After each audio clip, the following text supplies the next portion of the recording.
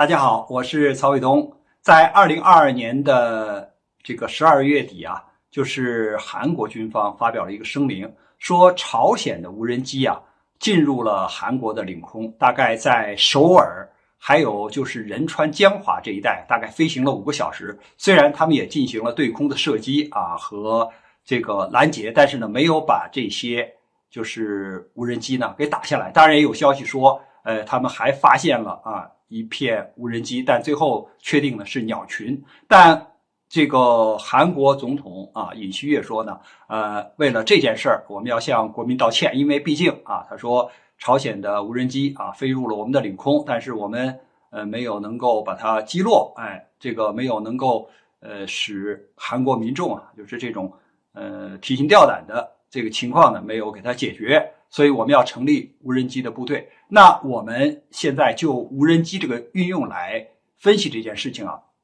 首先，这个如果你成立这个无人机的部队呢，当然就是要利用无人机就是执行相关的军事任务。反正你现在目前用有人机就是去拦截无人机是一个就是得不偿失的事，因为这个无人机体积小、速度慢、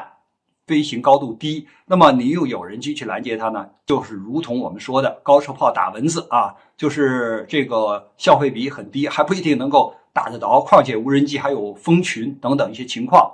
那么你如果用无人机去拦截无人机，当然是最好的办法，就无人机打无人机。但是现在呢朝韩之间也有一个问题，如果你在边境之间就是这个领空上发生争夺，你比如说你向对方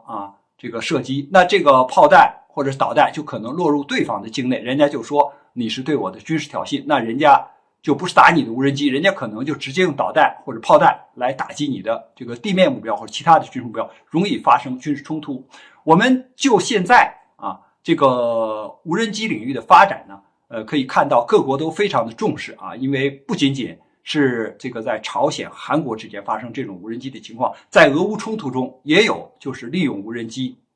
来执行相关的军事任务，还有其他的一些这个国家或地区也出现了，比如说无人机进行暗杀、无人机进行侦察、无人机执行察打一体的任务这种案例很多。那么在未来的时候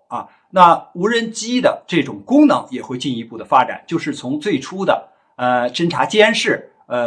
就是通讯的中继达到了就是察打一体。当然有一些就是完全是自杀式的就是过去之后就把目标一块给毁掉了，是这样一个性能。那么实际上我们现在看呢，如果你要是拦截或者打击无人机，最好的办法还是给它锻炼，就是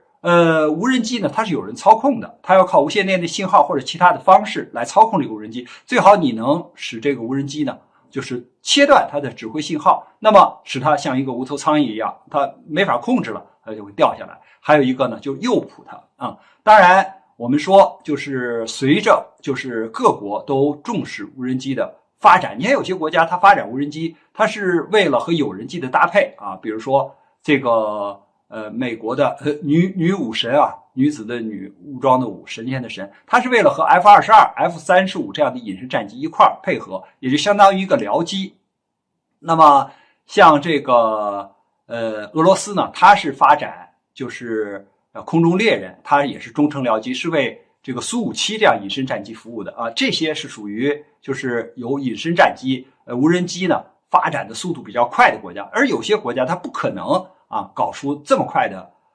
或者这么先进的成果来。你比如说像土耳其，它是 TB2这样的无人机执行一些相关的任务，后来发展到红苹果等等一些系列的无人机。我们说呢，那其他国家可能根据自己的国情，会更多的发展这种察打一体或者是侦察监视或者无线电中继的。总而言之，就是这个无人机的种类会越来越多，从过去的低慢小，就是低空慢速体量小，可能呢还要发展成就是体量比较大，高空高速就是它什么样的性能都有。那这样的话呢，无人机它就可以执行更多的军事任务，所以这个呢是我们应该高度关注的事情。当然我们国家的无人机发展和装备呢实际上是走在世界前面的，所以根据就是世界上各国无人机的发展情况，我们应该就是调整自己发展的这个类型，还有呢就是无人机就是这个装备的数量以及其他的一些创新。关于这个话题呢，我们今天就聊到这儿，感谢大家观看本节目，我们下期节目再见。